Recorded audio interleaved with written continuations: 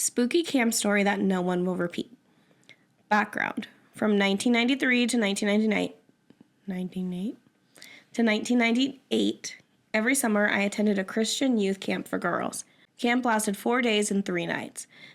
There were about 200 girls at the camp, and it was about an hour and a half to 2 hours away from our homes.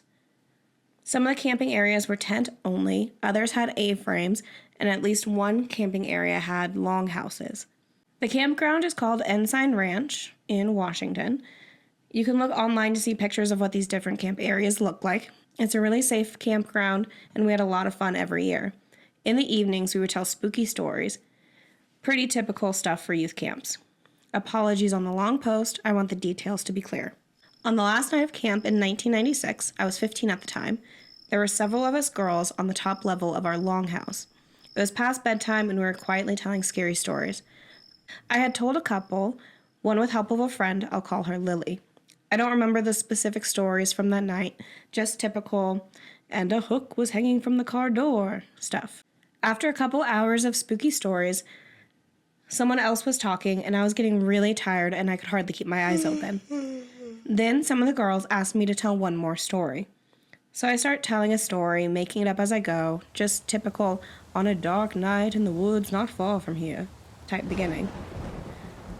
Next thing I know, I wake up lying flat on my back. As I'm waking, I realize I was still talking, but once I had become aware of my own talking, I couldn't remember what I was saying or try to say. I was fully awake then. I finished by lamely saying something like, "They all died, the end." I looked around me at the girls, who were all staring at me wide-eyed. A couple of girls were quietly crying with their mouths open in horror, with tears streaming down their faces. My friend Lily whispered, "That was the creepiest thing I've ever heard." The girls were crying and nodding in agreement. I said I was tired and we should all go to bed.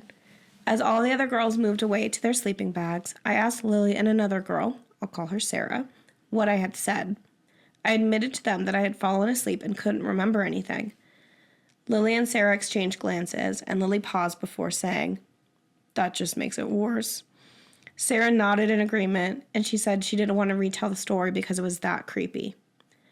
Now, at this point, if it had been just Lily and one or two of the other girls that were in the group, I would have realized that I was asleep and they were just messing with me.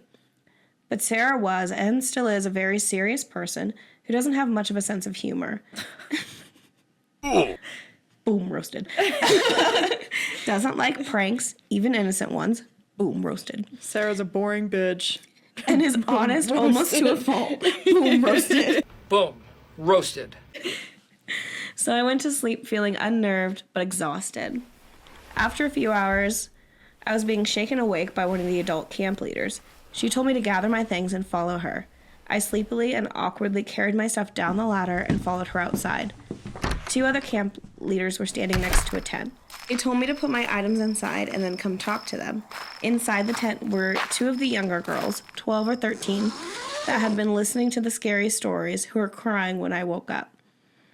They wouldn't look at me, just laid there sobbing. I went back outside to talk to the leaders, and they said Lily had showed up to their tent with the 2 sobbing girls. The girls were crying and saying they wanted their parents to come get them. Lily explained about the scary stories and about mine being the one that made them cry. The leaders asked me what I said. I admitted I'd fallen asleep and I honestly didn't know. The leader said Lily refused to tell them what I said, and the 2 girls just sobbed harder the more they tried to talk to them. They explained to the girls that they weren't going to call and wake their parents at 3 a.m. and have them drive an hour just because of spooky stories, plus we were all going home the next day. As a punishment for scaring the girls, the leaders made me sleep in the tent with them, while the leaders went to sleep in the longhouse. The girls cried for a bit, and then we all fell asleep. They were both gone from the tent when I woke in the morning. To this day, I have no idea what creepy story I told. No one there was ever willing to tell me any of the details. Several years afterward, Lily told me she would randomly have nightmares because of it. The only details I ever had answered were, my voice sounded the same as usual, my eyes remained closed for the majority of the story, which creeped them out more, and the story was coherent and made sense up until the end, where I lamely finished speaking. Again, if it had only been Lily and a few of the less serious girls, I would know they were just screwing with me, But Sarah and most of the girls that were there, including the one that cried most of the night, even being part of a prank just to me doesn't sound probable. This girl was fully possessed by a ghost that wanted to share the story. Oh my god, Literally, it was probably how they died. I know, all of those ghosts from all those dead camp counselors from all the movies that came 10 years before, they're like, let me. And I was running through the woods, I thought it was a bear. Yeah, and so she just got fully possessed by one of these ghosts, and the ghost told their really horrific story to these small children. Oh my god. That's so funny. I mean, it's not funny that these kids were traumatized, but it's really funny that to think that a person theoretically could get possessed to tell a ghost story. Like, that's so funny. I agree with, so one of these comments says, I love that the leaders of the camp decided your punishment was to sleep in the tent with the girls you freaked out. Sounds like a punishment to them. Yeah, right? Yeah. I was thinking the same thing when you said that. How could they be like, hey, this girl just told you this absolutely mindfuck of a story. Yeah.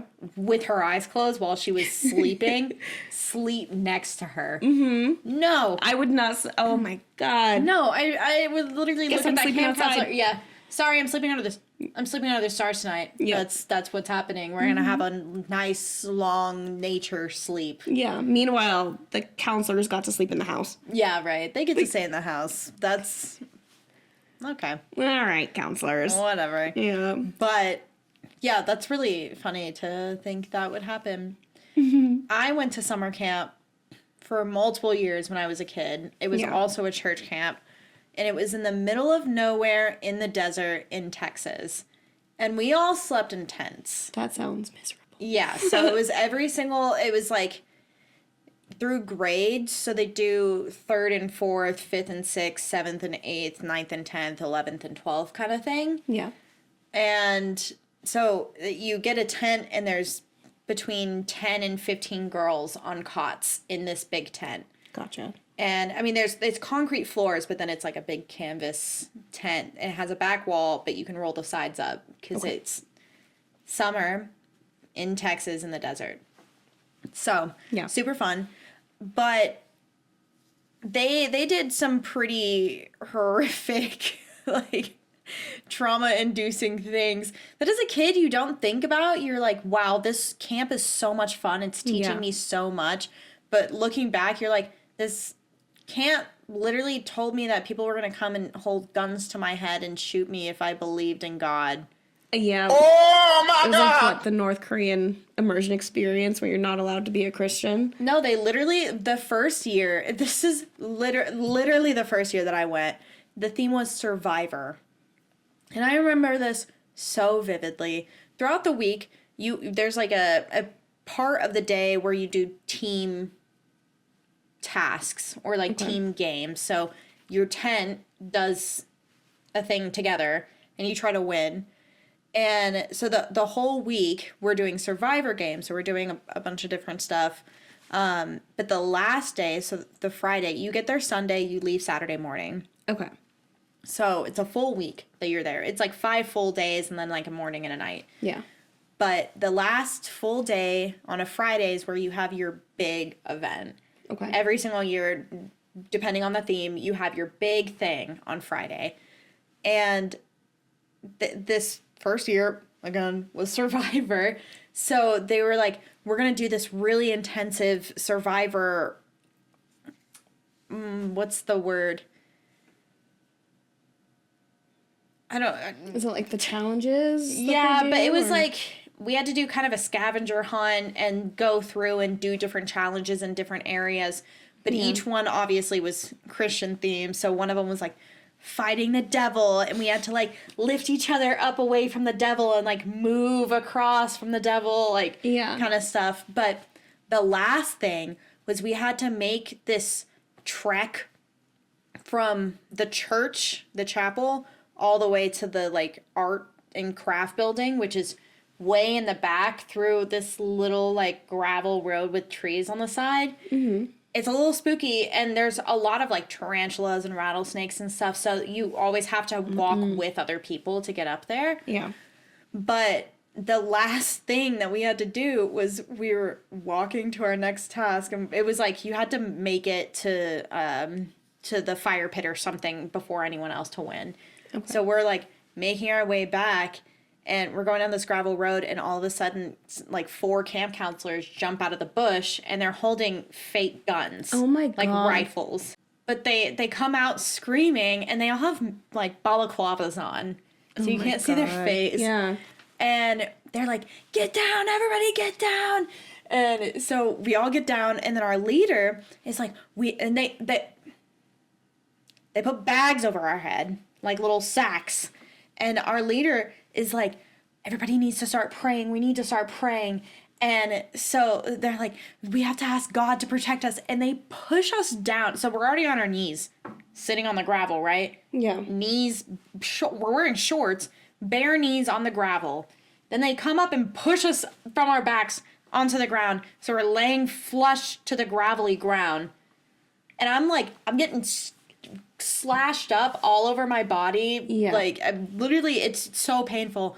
And that was the gist of it. And then we prayed them away, essentially. And so they took the caps off, and then they went back into the trees. That's insane. So that was my first experience of summer camp. Ooh. And I was like, that's so awesome. That was so cool. I got into high school, and I was like, my mom sent me to that. Yeah. I mean, she didn't know that they did that. Now you're learning that, Mom. So you know.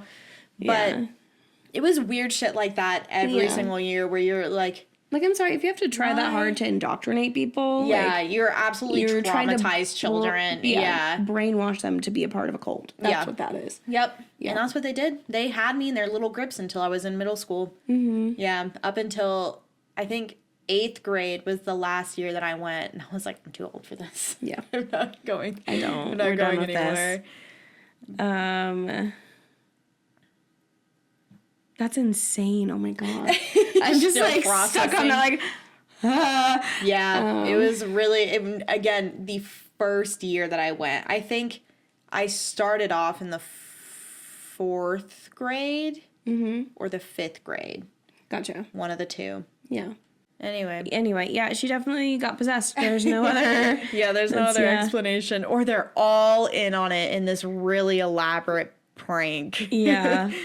I remember my friend Lisa did this prank where we were at this girl's house, and she had a couch, like a hallway, a couch, and then in front of the couch, the TV. Mm-hmm. And Lisa was like very like tall and could really move her body in ways that make it fun to make a horror movie. Mm-hmm. And she decided that she was gonna like put her hair over her face and crawl over the couch all creepy. She made this one girl pee her pants because, like, she was, like, sitting there crying. Yeah. It was so creepy. That makes sense. Yeah. I would also probably pee my pants. Yeah. Yeah. Yeah, that would not. I have a skill of contorting my body in weird angles and in ways, which is fun. That's why I worked at a haunted house, because I can... Yeah, do some weird stuff. Yeah. Hot. That's all I have. Like a scarecrow. Just like in the haunted house. Like a Minecraft villager.